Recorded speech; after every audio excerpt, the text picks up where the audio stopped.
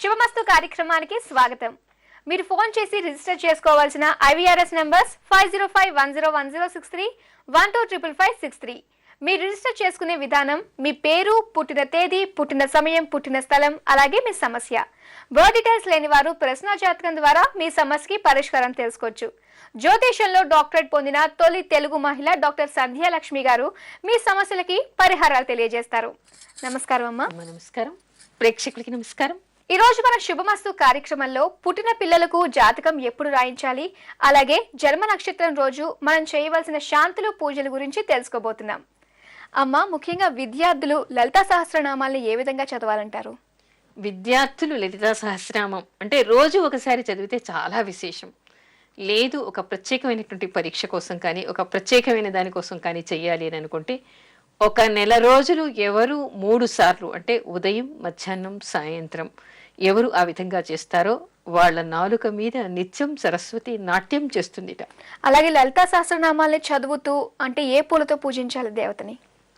లలితా సహస్రనామాలు చదువుతూ అమ్మవారి పాదాలకి అంటే చిత్రపటం దగ్గర కానీ లేదా శ్రీచక్రానికి కానీ పూజ చేసేప్పుడు ముఖ్యంగా మనం కుంకుమార్చన చేస్తూ ఉంటాం. పూలతో చెయ్యాలంటే తామర పువ్వులు అన్నిటికంటే విశిష్టమైనటువంటి చెప్తారు. ఆ తర్వాత సువాసన కలిగినటువంటి పువ్వులు, మల్లె పువ్వులు, జాజి పువ్వులు, చెంబేలి పువ్వులు, పారిజాత పువ్వులు, చెంపక పువ్వులు, ఇలాంటి పువ్వులన్నిటితో కూడా మనం పూజ చేయవచ్చు. అంటే సువాసన కలిగినటువంటి ఏ పువ్వు అయినా కూడా అమ్మవారికి పూజ చేయవచ్చు.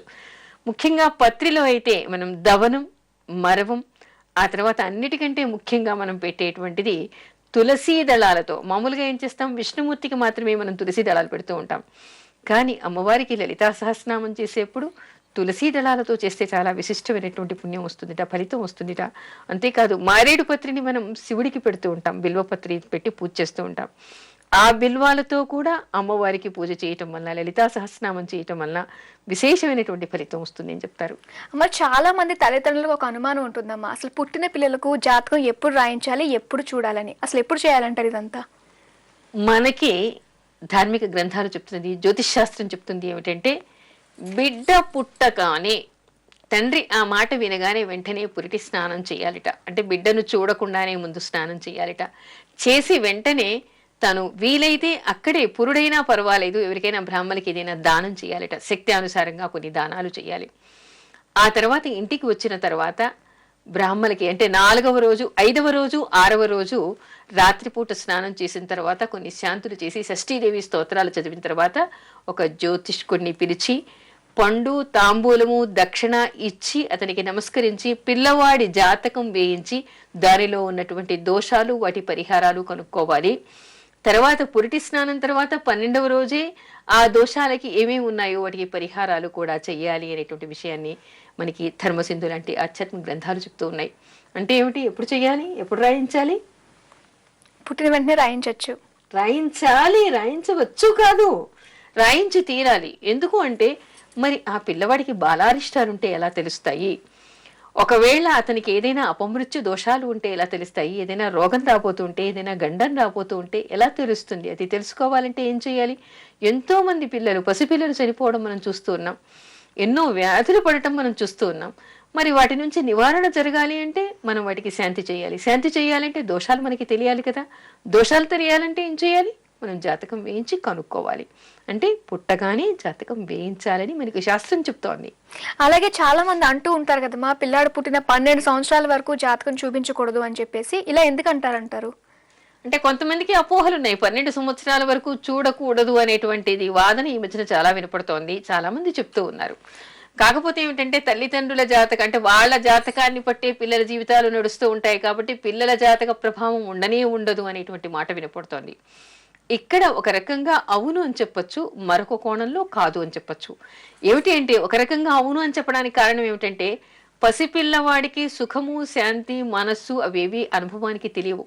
ఒకవేళ తండ్రి కోటాధీశ్వరుడైతే మంచి బట్టలు వేస్తాడు, మంచి నగలు పెడతాడు, కానీ పెడుతున్నటువంటిది ఆ పిల్లవాడికి ఏమీ తెలియదు.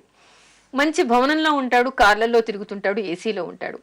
ఒకవేళ తల్లిదండ్రులకి ఏమీ లేదనుకోండి, పేదవాడై కష్టాలు, వాళ్ళు గంజి పోస్తే గంజి అతని నోట్లో పోస్తారు, కానీ ఆ గంజి తాగినా అతనికి ఏమీ తెలియదు.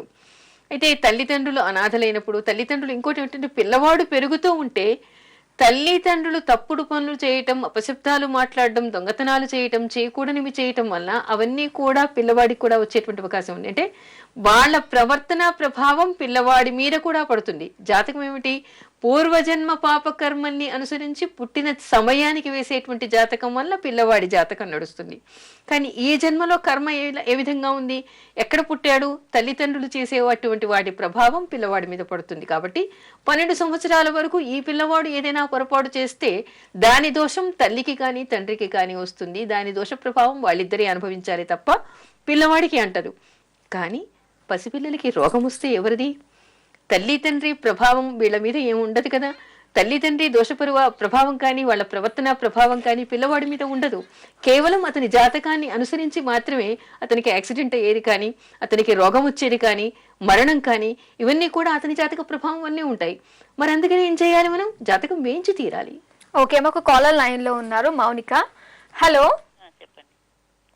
హలో హలో, నమస్కారం అండి. నమస్తే అండి. మౌనిక పేరు మీద రిజిస్టర్ చేసుకున్నారు. అవునండి. సో అమ్మాయి పెళ్లి ఎప్పుడవుతుందో అని తెలుసుకుందాం అనుకున్నారు. ఒకసారి మేడంతో మాట్లాడండి. నమస్కారం అమ్మా. నమస్తే అండి. మీరు చూస్తున్నారా సంబంధాలు? చూస్తున్నామండి. ఎప్పటి నుంచి చూస్తున్నారు? ఈ 1 month నుంచి. 1 month? ఎన్ని రోజులు చూడలేదా? అంటే చూడలేదండి. ఇప్పుడు మీ అమ్మాయికి వివాహం అయ్యేటువంటి యోగ్యత వచ్చేసింది, అంటే ఆ టైం వచ్చింది, వివాహ సమయం వచ్చింది. ఈ ఏప్రిల్ లోపల అయ్యేటువంటి అవకాశం ఉందమ్మా. అవుతుందంటారా? అవుతుందమ్మా. కామేశబద్ధ మాంగళ్య సూత్ర శోభిత కందర అనేటువంటి మంత్రాన్ని, అమ్మవారి మంత్రాన్ని జపించమని చెప్పండి. ఏంటండి? కామేశబద్ధ మాంగళ్య సూత్ర శోభిత కందర. ఇది లలితా సహస్రనామాల్లో ఉంది, 12వ నామం. ఆ పుస్తకంలో చూసి ఇది చదువుకోండి. చదువుకోవటం వల్ల శాంతి జరుగుతుంది, మంచి సంబంధం వస్తుంది. ఓకే, మరి విన్నారు కదండి. సో మేడం చెప్పిన పరిహారాన్ని పాటించండి. అమ్మాయికి తొందరలోనే పెళ్ళవుతుంది. ఆల్ ది బెస్ట్ అండి.